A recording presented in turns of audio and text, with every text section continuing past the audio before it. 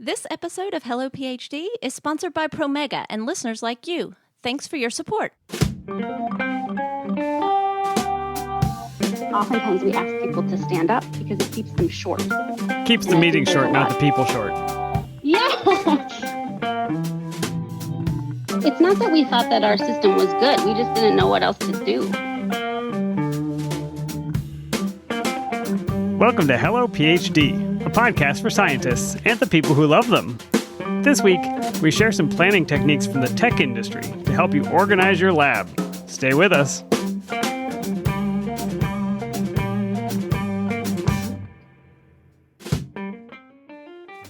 And we're back. This is Hello PhD, episode 162. I'm Joshua Hall. I'm Daniel Arneman. And we'll discuss the human side of science and life in the lab. Hello, Dan. Good evening. Hey, Josh. We are creeping scarily close to the IPA freefall, and because of that, we don't have any beer tonight because we don't have... I think we ran through the ones you purchased at the bottle shop, and I don't think we're ready for what happens after IPAs, so maybe we'll take a little breather this week. I know. That gives our listeners just a little bit of time because I am going to go to the bottle shop soon. So if any of you have suggestions for beers we should try on the show, types of beer that you have not heard us try, we are open to suggestions, and you better let us know within the next week or so. So get that in. They have to all be Belgians, because that's what I'm into recently. The only actual rule is they cannot be IPAs, because we notoriously sampled too many IPAs in our early days of the podcast. So trying to branch out. We used to get complaints. In place of that, Josh, we do have an exciting announcement that is actually more relevant than 99% of our ethanol sections. You and I, we put in our time producing the podcast. We record it, we edit it, we write a blog post. Do you know what we almost never do enough of, Josh? Sleep? No, yeah, sleep is true. That's not because of the podcast. I was going to say social media. And, what we are looking for now is... And this was advice we got from our good friend Susanna Harris, who said, you should find a student or somebody that listens to your podcast that is great with social media and that can help you engage the audience and find new people to listen to the show. And so that's what we're going to do. We're not putting this on the website. We're not putting this in our social media. We're just announcing it here because what we want is somebody who listens to the show who...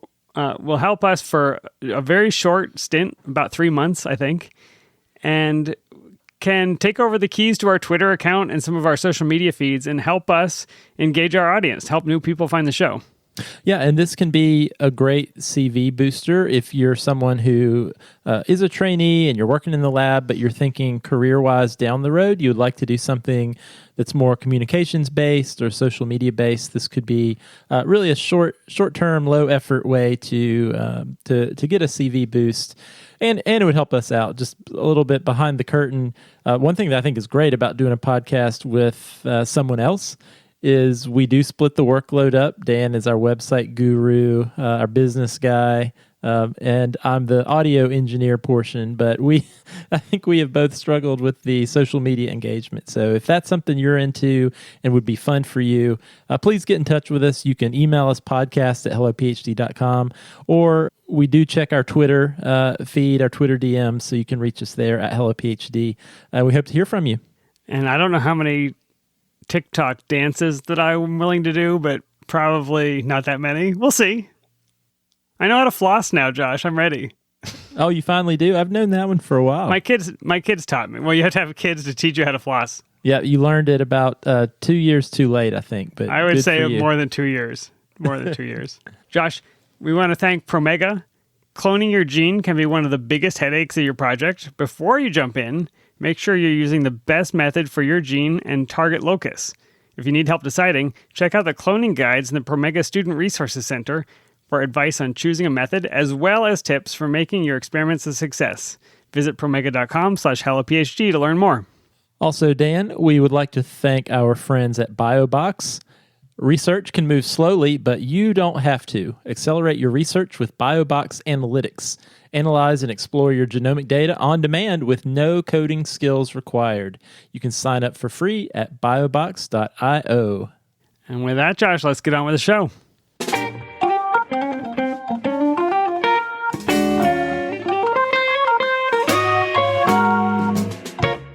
All right, Dan, I have to say, this was an interview you put together, and I first looked at the show notes, and they were simply titled Episode 162, LabScrum.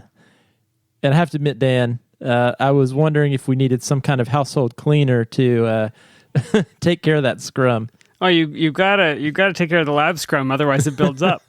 This one is not entirely my fault, Josh. We actually got a request from one of our patrons who said, hey, I want to learn more about this LabScrum thing that I've read about. And because of our podcast and the fact that I'm willing to talk to anybody that's willing to talk to me, I reached out to Lisa May, who is a PhD and somebody who is basically a practitioner, the creator of this concept called LabScrum. You will hear, Josh, that Scrum is a planning process that is used very widely in industry, particularly in technology. So people who develop apps, software, things like that, use this Scrum planning process. And what Lisa has done is taken the parts out of that apply to labs and applied them to labs. Josh, I don't think it's a surprise or news to you that lab planning is a contradiction in terms in many cases. A failure to plan is a plan to fail, and that is something I think we've all encountered. I did a lot of that. I did a lot of planning to fail, Josh. In our lab context. I will say, Dan, I love this interview because I learned something completely new that I did not know existed in the world for me. But after listening to your conversation with Dr. May, I now am going to be thinking about this and thinking about ways that I can implement Scrum into my own workday. So I think our listeners might get a lot out of this as well. Let's take a listen. So my name is Lisa May, and I am a Scrum Master and Agile coach. And a lot of what I have done is adapting Scrum to the academic research environment. I spent some time at the University of Oregon as an Agile coach, and these days I'm at Thermo Fisher Scientific as a Scrum Master. Well, welcome, and thank you for taking the time. This is a especially fun topic for me because it is a combination of my two worlds. Having kind of grown up in the lab and then moved over to software development, I have looked back on my time in the lab and thought, why couldn't we do some sort of planning? So can we start by talking about the state of the art in a lab and how work is planned and organized and some of the problems with that? Absolutely. Yes. So first of all, thanks for having me. It's fun to be here. So my experience as an academic researcher was pretty chaotic. There was some attempt at, some planning through a weekly meeting with my advisor, but that was about it. And it was largely me on my own trying to figure things out and struggling to balance different priorities. So in my case, I had coursework, and then of course I was trying to do my research. Many other people, have additional things to balance, like, if they're doing clinical work or other things. And so a lot of the struggles I had was in not understanding when I was truly figuring out something that other people didn't know, like that's what we're supposed to be doing in research, versus am I reinventing the wheel? Am I doing things that people already know how to do? And it was very challenging for me to know when I was on the right track, and also just how to get context and help and support. I also didn't have much of a long-term vision for my work. Felt like I was kind of just getting by week to week. But I didn't feel like I was very intentional about a long-term plan for my graduate training and where I wanted to go as a career. I think your description will sound very, very familiar to a lot of people listening. And I actually suspect that some people have it worse. You talked about having a weekly meeting with your PI, and that's not something everybody gets. And so even that level of interaction maybe puts you ahead. But still, what you're describing is kind of information silos, a lack of long-term planning, maybe repeating work that other people have already done or could be doing. And so it's like quite a bit of dysfunction because there's no plan for making a plan. Yeah, and I think one of the interesting things to think about as a trainee is who owns your work. Is it to a certain extent, sometimes it's the PI if you're working on a big project that's shared with them or it's their funding or something like that. But then a lot of times you are supposed to be owning a big chunk of it. And so some of that is the challenge on what the vision is, because it's a little unclear on who's providing that vision. Yeah, I was incredibly lucky to have a really supportive mentor who I respect a great deal and who, despite all of the challenges, gave me a lot of mentoring, a lot of time. And I do know a lot of people who struggled even more than I did. Yeah, it's a spectrum. It really is. So what inspired you to make a change? What you saw that, but how did you know that it could be different? Yeah, I actually think about, my advisor said, oh, it's not that we thought that our system was good. We just didn't know what else to do. We didn't Exactly. So I was venting at the dinner table. My husband is a software developer, and I was just saying, why are we doing it this way? Everything is so chaotic and so dysfunctional. And he said, well, there's like an evidence-based practice for managing work like this. And I literally didn't know. And as I was trying to figure out what was happening with my career development, he said, you'd be a really good project manager. And I always look back on that conversation because it's funny to me now. I didn't know that project management was a thing. Like, I didn't know that was a job. Well, I mean, I don't blame you, because you say the word product. There's no product in lab, or at least no one has made the translation to what a lab produces being a product. And so I don't think it's a surprising thing that you had not heard of a product manager. But so he told you, hey, there's an evidence-based practice that you could be using.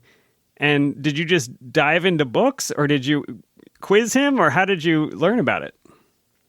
Yeah, I started reading and read Jeff Sutherland's book, which is sort of the classic I've read it, yep. Scrum You have to. book, and and started thinking about it. And I have to say, I have to give my husband a lot of credit. I started having a lot of conversations with him about how would this work? What would we do? What would this look like? And that was an incredibly helpful conversation for me, an ongoing conversation about our challenges and what we might want to try. And I think that's what sparked the idea that this could be an experiment that I could try.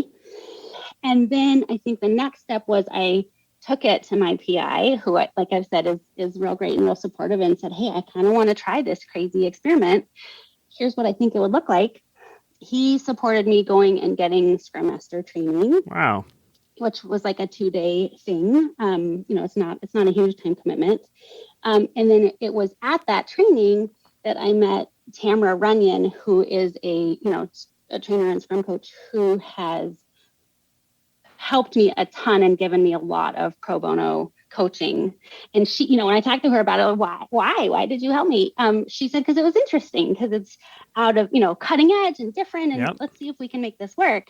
So I would say I've been lucky enough to have kind of a community of people around me who were interested in the experiment and willing to try something new. I want to, we've said these words, Agile, we've said Scrum, we've said Scrum Master. Most people listening, I'm sure, they've watched rugby, so they've heard the word Scrum. But it means something different in this context. Can you take us through where those terms come from and what they mean in this context, this planning context? So Agile is a philosophy, and Scrum is one of the implementations that kind of sits under that philosophy umbrella. People sometimes think Scrum is an acronym, but like you alluded to, it's a metaphor that comes from rugby. That Scrum is that group of people who have this really intensive teamwork. So it's a metaphor about teamwork. Agile came from the 90s and early 2000s in software development, and it was a reaction to the way that projects were being managed, what we call waterfall, where the idea was, it came from manufacturing. The idea was that you could plan everything at the beginning and then just do it. And that works really well in manufacturing, or other things where things may be super complicated, but you don't need to iterate. You can kind of understand it all at the beginning. But what the big shift was, literally to be agile is the language around it, was the idea that software development doesn't really work like that. You kind of need to get started before you understand what comes next. And of course, in research, you can't write your results section until you have your results. Right? Like that is like to me the definition of something that needs that iterative process. That is so good. So if I'm a manufacturer making a toaster and I want to get 1,000 toasters made by February, I can walk backward through the steps. So I can say, well, to assemble the toaster parts, I need to have ordered them, and I need to get the parts from these 5 places, and they have backlogs. And so I step myself back, and I know that I'm going to produce my toasters in November. If I'm a software developer, and this is what they used to do, they would say, we're going to release, an operating system in November, and here's all the things we're going to build into it. Well, it turns out when you try to do that for most types of software, you find out the customer didn't actually want these 15 things you were about to build. And 2 of them are mutually exclusive and can't be done. And so the idea was, if we take it step by step and keep testing and keep releasing and keep changing the strategy based on what's out in the world, then we need a different form of planning. We can't do this waterfall style. And what you said about lab is so right. If anybody has ever had an experiment fail and you had to change it, you recognize you can't plan your paper 5 figures ahead. You kind of have to go step by step and change your outcomes. I think the other thing to say is Scrum talks about it being a framework. So it's not that it's going to dictate all of your processes, but it gives you kind of a container to put your processes in and to think about how you can adapt. So when I talk to scientists about Scrum, I like to talk about empiricism because it's this concept that we understand, right? But we're really used to thinking about like our work product, like what it is that we're doing as empiricism. Scrum talks about our work process as empiricism.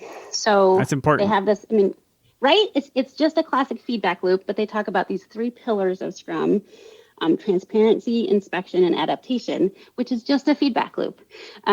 So all of these processes that Scrum is doing, it's, largely we talk about a set of meetings, is just giving you those feedback loops to help you iterate and help you have experiments and just try things out. So in our, we might not have a lot of quantitative data about our process unless we really want to collect it, but it's that just learning from experience still of let's try something, see if we like it, and then try something else. Okay, let's make it more concrete because this may still feel a little abstract. Can you talk us through what a week might look like or a typical month or something like that for a lab that's using LabScrum? So the other thing I should say about Scrum versus LabScrum, I have done my best to stay as true to Scrum as I can because of the extent that it has value. But what I have found is that sometimes academics have been confused by the presentation of Scrum, which is largely still in the software context. Right. And scientists end up being like, that doesn't make sense to me. None of that would work for me. I'm not checking in code. Why are you talking about this? Yeah. What is this? So one of the reasons that I've just put a different name on it is just to clarify and put some language around, hey, this is the stuff that I've experimented with that works in the academic research context. So that's why I put this word LabScrum on it. And I think there's precedent for this. I think in Sutherland's book, if I recall correctly, he talks about planning a home renovation project. It was a bathroom or something like that. And he had the plumber and the electrician and the drywaller, and they went through this process with him because this is not about software. This is about how do you organize teams of people. And a lab, working at its best, is a team of people. So go ahead, talk us through what the week might look like. Okay. So the first idea is to chunk your time into a large enough time that you feel like you have enough time to get something done and that you can kind of come back together as a group and get some feedback on it. We call that a sprint, and that is usually 2 weeks. Sometimes when people are launching an R01 or doing something that's really intense, maybe a 1 week chunk of time has worked better. And then sometimes in the summer, when things are a little bit more relaxed, I've seen people do a month sprint. Wow. Yeah. But in general, but the idea is to just pick a cycle that you can just be consistent and get a rhythm with. And then within that cycle, there are these sets of meetings.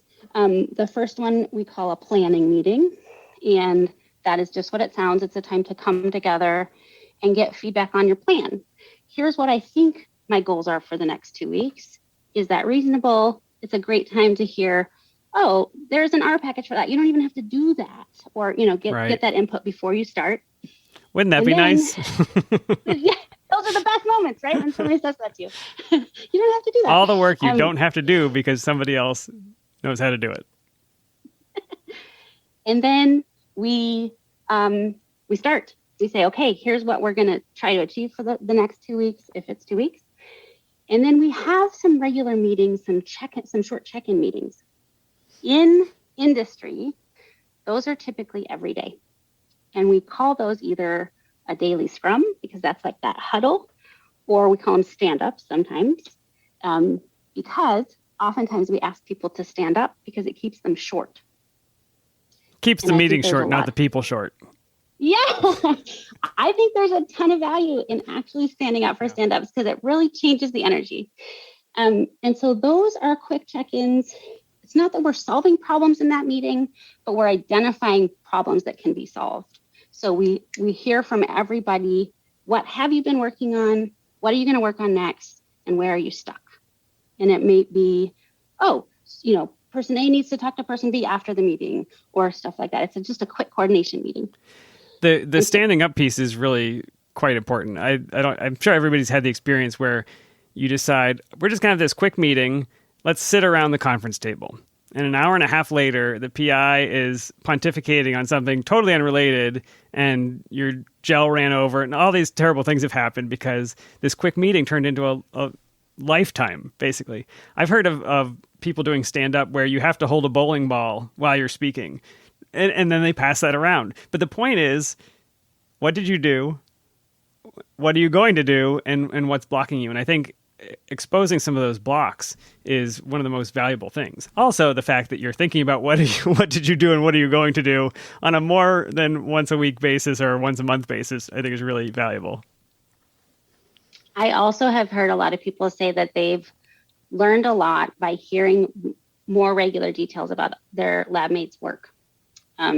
So it's something that they are, peripherally interested in, but normally wouldn't hear the details, and that's been beneficial too. Yeah, there's so much room for combining efforts. If I'm running 5 gels today, I don't know if people still pour gels. I assume so. I could put an extra lane in, right? If you needed that, I could maximize both our time because I'm already doing this process. Or if I've noticed some contamination in the cell culture, and you've noticed some contamination in the cell culture, but we haven't talked to each other, there could be a bigger problem with the incubator. But how would we ever know that unless we were working together or exposing some of those things in stand-up? Typically, I see academic research labs shoot for 3 days a week for a stand-up meeting instead of every day because of schedule constraints. And that usually works pretty well. So maybe if we had planning on a Monday, we'd do that short stand-up check-in on a Wednesday and a Friday, again on the next Monday and Wednesday. And then by Friday, we'd be at the end of that cycle and we'd be ready for a more in-depth check-in. So what we call the sprint review, sometimes we call it the demo meeting, that's a time to actually come and get a lot of feedback on the work that you got done. And that one is the most similar to a traditional lab meeting. And that's my favorite meeting because it's so fun to see your colleagues' work, right? Like, oh my God, I've been hearing about this for 2 weeks. I know what you're working on a little bit. I cannot wait to see. The big difference between a traditional lab meeting for me and a sprint review is I always sort of grew up as a scientist having that lab meeting schedule set kind of at the beginning of the semester or the quarter. And instead, what we do is check in with people maybe a day or two in advance and find out, hey, how did you do? Are you at the point where you would either benefit from some feedback or you think your peers would benefit from seeing what you've done? And so it's a much more flexible, informal venue. That's interesting. And is it an hour-long thing or it goes as long as it takes? How does that schedule work? I think 90 minutes is really good because you're going to get oftentimes a lot of fun conversation. Sometimes if a lot of people are in the middle of data collection or something like that where you don't have a lot, it can be a lot shorter. And one of the things I always say is what do you think? What would have the most benefit for you? So Right. it's really specific to the lab. But yeah, I think an hour or 90 minutes is pretty good. I mean, that cadence, having an opportunity every 2 weeks to present your results, and having those daily stand-ups or couple times a week stand-ups. Now I'm not waiting till the end of the quarter, because this is what happens. Let's be honest. I know I'm presenting at lab meeting on June 30th, and so I will twiddle my thumbs and surf Facebook until June 28th. And then I'm like, oh no, lab meeting. And I'll do all my, I'll try to get work done and it'll mess up and I'll have some reason that it messed up. Having that cadence of every 2 weeks, I'm delivering some kind of results and I'm getting feedback on this experiment didn't work, it failed. But here are 5 other people who are willing to help me troubleshoot that. That is so much faster to be producing results. And I think people might graduate sooner if they're working on that cadence, right? I know you're not making any claims to that, but I'm just thinking in my mind, this could really speed up the process of graduate training. That's another really fun conversation about metrics. How do we measure success? Is it papers under review? Is it, what is it? If it's papers under review, which is the best thing I've thought of, that still takes years. So it's hard to measure. But I would say I've heard qualitatively a lot from people that they feel like they're getting a lot more done. That's great. So we've done our review, then we start a new cycle, or what happens after that review? So there's one more meeting. It is called the Sprint Retrospective. And that meeting is a time to focus on and reflect about the process. And this was pretty new to me. It's a time to think, okay, how did it go? What were the things that went really well? It's, first of all, very nice to have a venue to celebrate success because we oftentimes don't take a lot of time to do that. But also reflect on, what could we improve about our process? One of the reasons I really like this is because when you are balancing a ton of competing priorities, spending time thinking about your process oftentimes falls to the bottom of your list and it's hard to have time to do it. So this retrospective process is not about how my results turned out. This is about, did we like the process of our work or how we did our planning? Can you be specific about what we're looking back on? Absolutely. Yes, more on the process side. For example, our pre-processing pipeline, like my examples are from MRI, right? Like everybody has different methods. We have a huge problem with motion correction in our pre-processing pipeline, and we're all struggling with it. As hard as it is, maybe we should dedicate some time to fixing that the next 2 weeks. I see. Or like you said, maybe we have a problem with some of our cultures or whatever it is. Also, so that's one example. I also find that because a lot of our work is pretty independent, some issues come up that are much more related to your personal work. I'm dissertating. I've been trying writing for 2 hours every morning, but I'm finding it's a terrible time for me. Maybe I want to shift to trying afternoons or whatever it is, right? Maybe I need to get some more exercise because I'm really not feeling too productive. So I oftentimes find it's kind of a balance between our shared work process, but then our individual work process too. It's kind of back and forth. And it seems like it's a one step higher level, looking down on the players and the situations and saying, maybe if we move these things around, this meeting, we're doing our daily stand-ups, but only half the lab can make it because of this problem. What if we moved it to this other time? And so it's continually looking at the processes and trying to make those better and adapting them to your lifestyle and your work style. It's 100% correct. And that is this piece of building in process improvement, focusing on your process. That piece is one of the pieces that people talk about as how Scrum really continues to drive your improvement. Because there's this habit, this cycle where you already do it. One of the goals of your sprint retrospective is to have some action item to focus on for the next time. So it's very concrete, very goal setting oriented. And it could be as simple as, let's try our stand up at 4 p.m. instead, whatever it is. And the other piece of it, which we haven't talked about yet, is the value of having somebody who's a dedicated facilitator for that meeting and for everything else. to really, drive that conversation. So it's not just venting Right. about, but okay, well, what do we want to try? Let's actually concretely think about what we could improve on. Can you talk a little bit about the roles that people in the lab play? Because it seems like with these meetings, I don't want the PI pontificating for an hour at a time. So is there somebody that is responsible for keeping us moving along? So there is the role called the Scrum Master, and that provides a lot of value for exactly the reasons that you're talking about. Academics love to talk, and we love to talk about our work. So traditional Scrum has 3 roles, what we call the product owner, the development team, and the Scrum Master. I try to focus less on what the development team or the product owner mean because they don't translate quite as well. But that Scrum Master role is super, super helpful for a team being successful. A side note, I want to give credit to Keely Muscatel, who has suggested using the language of Scrum Leader instead of Scrum Master. I like that. I like it so much. It's like removes some problematic language and also is descriptive. So a Scrum Master, a Scrum Leader is a facilitator, a servant leader, and their role is to own the process. And so their job is to say, great, well, what is our action item from retrospective? And, as we move into the next sprint, to follow up on it and say, hey, I know you said you wanted to work on this. How's it going? And also, which is what I do a lot of, is saying, hey, let's make sure this meeting stays on track. I know we love talking about that theory, but that's not the focus of this meeting. Things like that. So that is one of the huge things that can be just really, really helpful. I love doing that work. I think it's so fun. I love learning about other people's science in a way that I get to be really enthusiastic about it.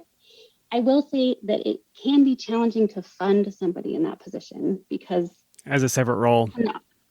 Yeah, and R1 you can't put a line item for Scrum Master, So oftentimes teams need to be kind of creative about how they do it. It can be a lab manager who is serving as a Scrum Master. Sometimes the PI can have some of those aspects, but we talked about that power dynamic is not ideal. Some people are successful at having a rotating person. So like, okay, this sprint, I know I'm facilitator for all this stuff. I have worked some with clinical psychologists. And boy, they're good at that because they're used to running That makes sense. Therapy sessions and group sessions. They're on it.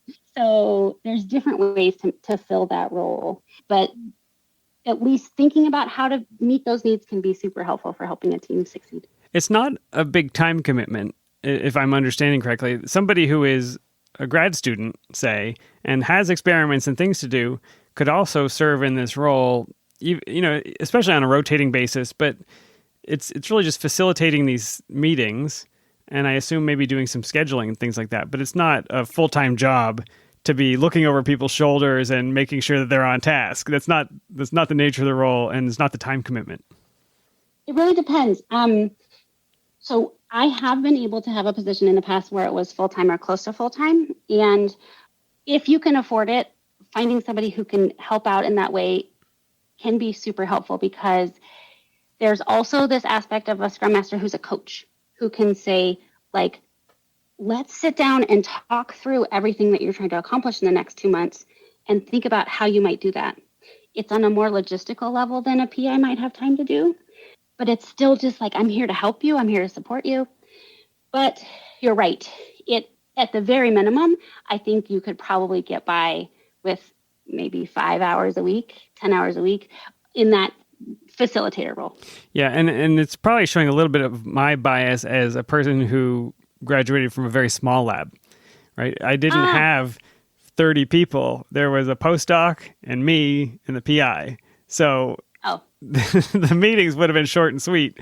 And we would have rotation students and occasionally other graduate students or undergrads. But it wasn't, if we were a team of 50 people, then you'd probably want 1 or 2 dedicated people. You may divide up the development teams into more than one group because that's just too big to facilitate. Yep. Yeah. And I think it always just comes back to what meets your needs, who you might have who could, because there's kind of a specific skill set that fits that. tends to do better with somebody who's pretty extroverted, who's willing to ask a lot of questions, who's willing to interrupt people. I do a lot of interrupting, but it takes some grace to figure out how to do it politely. And no hard feelings, right? Yeah, right. Like, I'm here to serve you, and one of the ways I serve you is to bring you back on task. Yeah. And I think what's so cool about the retrospective piece that we talked about is if Daniel is serving as the Scrum leader this week, and I'm doing an excellent job, we may, in retrospective, say we want Daniel to do it all the time, or Daniel's doing a terrible job, we want to rotate to somebody else, or Daniel hates it and doesn't ever want to do it again. And that can be part of that retrospective. You don't have to fix in stone the practice of the way you did it last week. You change it and you adapt. I love it. That's the key theme that I'm always focusing on is we just try something. And if we don't like it, we just change it. I like the metaphor of a garden because it's never done and there are different seasons, and a lot of it is responding to the needs of who you have. So as trainees cycle in and out of your lab, something completely different might work one year that doesn't work at all the next. And that doesn't mean it's wrong. It means that we just need to adapt. That's beautiful. And if your planning style is the same one that was used in 1986 when your PI started, presumably things have changed and that style may need to change. And it may change, like you said, once a year, once a month, who knows? But you have that built in. You have a built-in opportunity to change.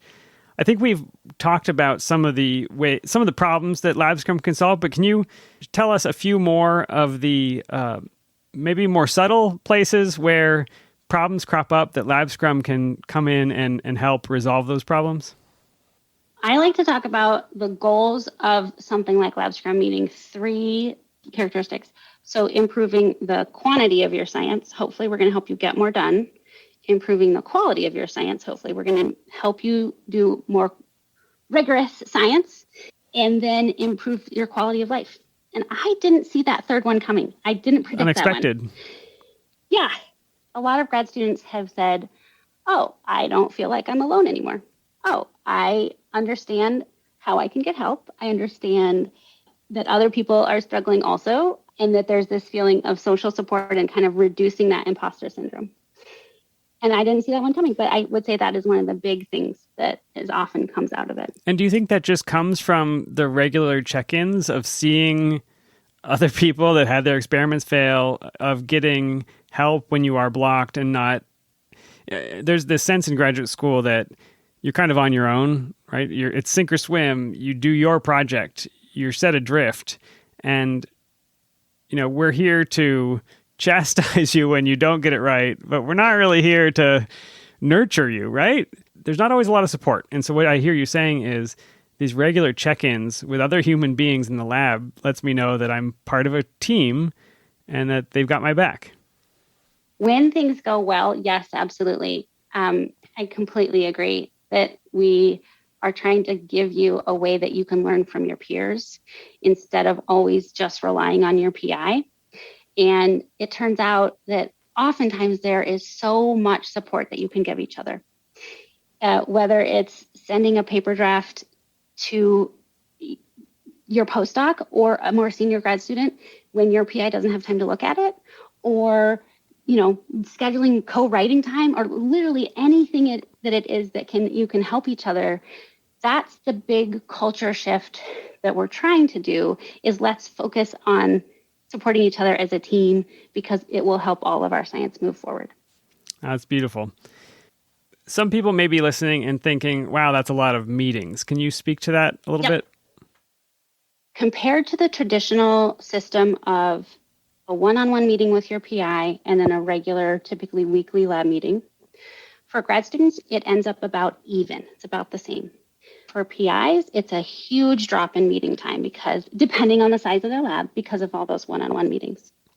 So maybe we're keeping our meetings the same, but hopefully getting more value out of them, or for PIs freeing up a lot of time. Yeah, I think for the PI, that you schedule an hour-long meeting with the PI, usually because that's the size of meetings for some reason. And the student shows up and feels that they better fill that hour, otherwise it's going to look like they're not doing enough, right? I'm just talking through the mentality. It's the subtext of those meetings. And so they do fill the time with things that probably don't need to be said to the PI, or maybe they should have been said to somebody else, or the PI should have heard them and told 3 other people and didn't. So there's like a lot of dysfunction in that assumption that this is the only interface of conversation between the PI and the student one-on-one. And some weeks you might have so much, you've been waiting for this meeting. Remember the meeting where you come in and you're like, I have my list of questions. I am ready to go. And then some weeks you've got nothing, not because you were a failure, but because you're in the middle of something that doesn't need a lot of feedback. So I think we've given a pretty clear overview, I hope, of what Agile and Scrum are, how it would apply in a lab, some of the benefits. How does this make its way into a lab? Because traditionally, the PI would be deciding how we're going to do our planning. They set the culture of how the work is done in the lab. So if a student is listening and says, man, that sounds really great, I wish I could have all those benefits, is there any hope that a student can bring this to lab? Particularly because there's something that is pre-organized and other people have tried it and been successful. It's one of the reasons I've taken the time to write what I've written and try to put documentation up there. So it doesn't have to seem like your crazy idea. It can be sort of it's Lisa's crazy idea. Externally validated. It was my crazy idea. But I also have found that many other people have had this idea as well. This isn't a new idea. And so bringing it to your lab and saying this is something that we're interested in trying. I will say that PIs are just extraordinarily busy people. And so if you come with a pretty clear idea that's already pretty well thought out, it is easier to get a yes than if you just kind of have something that isn't clear, that is going to take work from a PI to figure out how to do it. Yeah, so if you show up to your weekly meeting with the PI and say, look, I want to try this LabScrum thing, all it requires is that the 5 of us stand in the lab twice a week, and instead of having 3 meetings, you're going to have 2 meetings. And importantly, can we just try it for a couple of cycles? Because I think you do need to go through more than one cycle to be able to do the retrospective, to adapt, to see what people respond to. It'd be tough to do this for a week and then say, oh, it didn't work for us, right? I like to encourage people to try it for 3 sprints, whatever a sprint is for you. Okay. That's great. And I'm listening now and I think, oh, that's super cool. Do I need to read a book? Do I need to go for Scrum leader training? Do I need to get a certificate? What is my process here if I want to? Do I need all those things to even try this out, or can I just get started? Yeah, I don't think that you do. I have done my best to give you some materials. LabScrum.org is the website. I have a couple things up there. Number one, I have a LabScrum guide, which is intended to be really nuts and bolts, what to do and how to do it. I have a case study up there for a more narrative discussion of how things sometimes go for people. There's some coverage in Nature Careers for the external validation piece. And then there are video interviews with PIs and grad students to talk about their experience.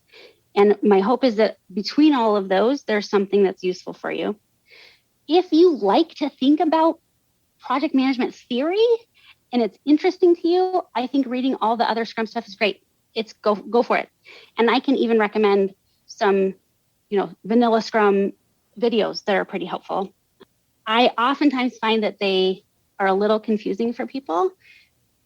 But if this is something that's interesting for you, there is an unlimited amount of information on Agile and Scrum that is so common.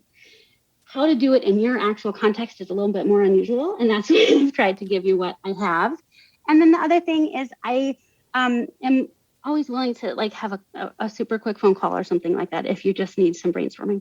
Well, that was excellent. You can tell I'm excited about this topic. It is long overdue in terms of labs adopting some of these proven practices for project management, because I think it helps students, it helps science, it makes everybody feel better. So thank you, Lisa, for taking the time to talk to us today. My pleasure. It was so fun. All right, Josh, how many new words do you learn in that interview about LabScrum? I gotta say, Dan, being completely transparent and honest, I was sipping on my afternoon coffee when I first listened to the audio of this, and when she said she was the Scrum Master, I did a spit take. Did you spit it everywhere? Yeah, I sure did. Too close to the Keymaster of Gozer, or what? That's right. That's right. I did just watch the films that made us Ghostbusters edition on Netflix recently, so maybe that was fresh in my mind. But this was really cool, Dan. You know, I'm not a software developer. That's not something I've been part of at all. But I love to learn about new ways to think about planning and organizing your workflow. And so I got a lot out of this, and I don't see much software development or coding in my future, but I'm definitely going to give some thought into how I can implement some of these principles and practices into my own work. I can definitely see how this could have been helpful in a lab context. Yeah, I think take it to its most simple level. If you had gotten together with your whole lab, and think about the people in your lab for a minute, call them into mind, because it's been a few years for you and I, Josh. You're standing in a circle, and you go around, and you personally, Josh, have to say, what did I accomplish yesterday and the day before? What do I plan to do for the next 2 days? And what are the things that are in my way that are going to prevent me from getting those things done? If I had done any one of those things, Josh, in any of the 5 years I was in graduate school, it probably would have taken me a lot less time. Because what happened with me is I would get there and I'd know in the back of my mind I had things to do. And so I'd go and I'd split cells. And then I would think, oh, you know what I should have done is split those into a different kind of dish because I needed to do these experiments. And then 3 days later, I would have forgotten that and not done that thing. And a week would go by, and then a month, and then a year. And I feel like even just this very simple interaction would have helped me to organize my life.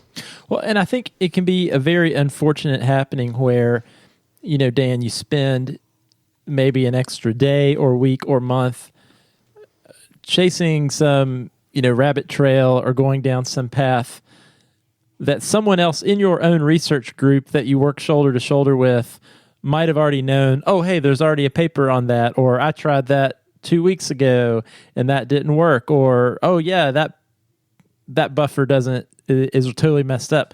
But because we don't have these formal or we don't have these intentional lines of communication with even our own lab group, I think sometimes our efficiency goes way down.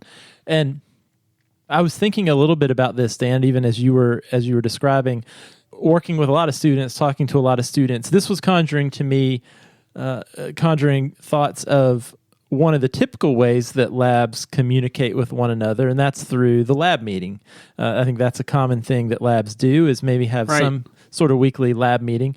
And one format of that has become somewhat popular that some labs do is, instead of one person presenting the whole time, you go around the circle and each person gives an update. And to some degree, that sounds similar to what you all were describing. However, I realize a few of the key pieces that are missing that could actually make that a much more useful proposition is oftentimes there's the update part, well, here's what I'm working on, but you miss out on the other pieces, which are, what are my barriers? What are my challenges? What are the ways that I can invite you all, your collective knowledge in, to actually help me? It's otherwise just this very factual, almost like reading a newspaper. Here's what I'm doing. Next person. And everybody tunes out while you're talking, right? Because it has no impact on them and you're not asking them for anything. Yeah, actually, they're probably sitting there, in my experience, they're sitting there thinking about, okay, what am I going to say when it's my turn? I need enough. I need to say enough. Yeah, I love this. I love this format, especially for any PIs that are listening, because if you're managing people and you're not a micromanager type person, you don't want to inject your own motivation and your own force and your own direction into what your lab members are doing. And so how can you get them to think about their own process? Because not everybody has come through undergraduate with this very clear delineation of what am I going to get done today. And I feel like this Scrum process is a very light touch way of saying, here's a way to think about your day. And if you can articulate what it is you hope to get done, you're probably more advanced than you would have been if I had totally left you alone to sink or swim. And I feel like a lot of PIs just allow certain students to float. If you don't bring your own motivation and your own ability to plan your day, then your PI is not going to do it for you. And your PI isn't really offering support or help for how to build those skills. What this conjured up for me was something we've talked about on the show before a few different times. And that is this notion of team science, and how really if the main goal of working in a lab, of doing science, was to advance science in the most efficient way, we would probably use more of a team format. So when I heard you and Lisa describing some of these ways of thinking about planning and working together, it really just made me think about more effectively working as a team with the people around you in ways that don't typically happen in an academic setting, where this premium and this reward structure seem to be really focused on individuality. Like, what is your project? What are your results? You're the first author, which is fine, but there's so much more likelihood of just getting stuck. And there's really a lack of accountability too. I was just thinking through, if part of my workflow was knowing every day or every 3 days, you and I and the other members of my team were going to sit and talk about what I was doing and what were the barriers. It's almost like having a lab meeting every day or every 3 days, and it's gonna keep me from going adrift. We talked about in the very last episode we did, Dan, this metaphor of graduate school as swimming out into the ocean. Oh, I remember that very labored metaphor. Well, I'm going to bring it back again. It was great. No, we made it work. Well, in some ways, I see these regular communications, these regular planning meetings, and progress meetings with your team and your coworkers and your colleagues as being these more regular guideposts along your way as you go.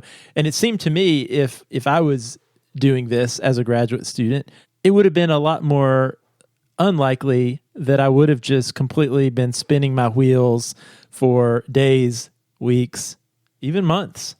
Yeah, if your cadence of reporting on your progress is a once a month lab meeting, let's say there's enough people in your lab that you present once a month, you may drift until the week of the lab meeting when you realize that the deadline is approaching and you need to get something done. And that's what I was saying to Lisa. Having that cadence every 2 or 3 days, you just, like you said, Josh, you don't get the chance to float around and lose opportunities and lose time. I don't think this solves the false incentives that are set by authorship order, obviously, but I love what you're saying about the approach to team science, because I think once you are communicating your daily activities and somebody else notices, hey, our daily activities actually overlap quite a bit, or this is going to take you a long time, but it'd be very easy for me to help you with it, then I think you naturally tend toward a more team approach. And again, I don't know that this solves authorship, but I think it does uncover the fact that we have all these individual silos that do not communicate, and that is slowing down our research. So Dan, I just did a Google search because I was trying to learn more on my own about this Agile methodology and this Scrum framework. And the first thing that popped up on my Google feed was that my own university, my own institution offers a boot camp and a training in becoming a Scrum master and technology project management that you can do as an employee or student at my university. So it seems like this is something and this is something I didn't know existed at all until I listened to this interview that you did, right, Dan. So it seems like, and you all talked a little bit about this, but there are some great ways, if anyone's listening to this and wants to learn more, there are certainly ways you can in a pretty short period of time, learn a lot more about what this is and how you might implement this in your own context. Yeah, this may feel very new to research scientists, but this is very well established. There's a lot of resources on the web. There are certifications and certificates you can get training in this. All right, well, I encourage all the listeners to check your university to see if somewhere outside of your department they offer this kind of training. And I would just love it if a bunch of biologists and chemists and engineers showed up to Scrum Master training or boot camp for learning agile methodologies. That would be awesome. And again, for those of you who are in lab and you're interested in this, you can also check out Lisa May's site, labscrum.org. There are some great articles where this has been written up in Nature and other places. So if you want to learn more about the lab portion of this, do check out labscrum.org. And thanks again to Risa for recommending the topic. All right, Dan, this was a listener-suggested topic, so it's a great reminder that if you have a question or a topic idea, we would love to hear it. You can email us, podcast@hellophd.com.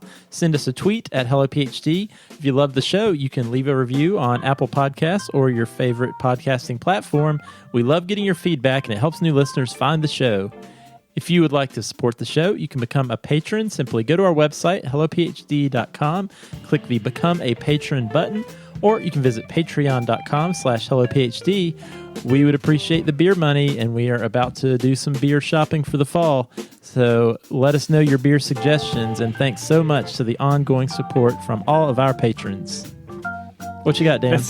That sounded like a threat, Josh. If you don't send us beer money, we're going to be so sad and drink Natty Lights. I'll just drink IPAs all fall. I don't care.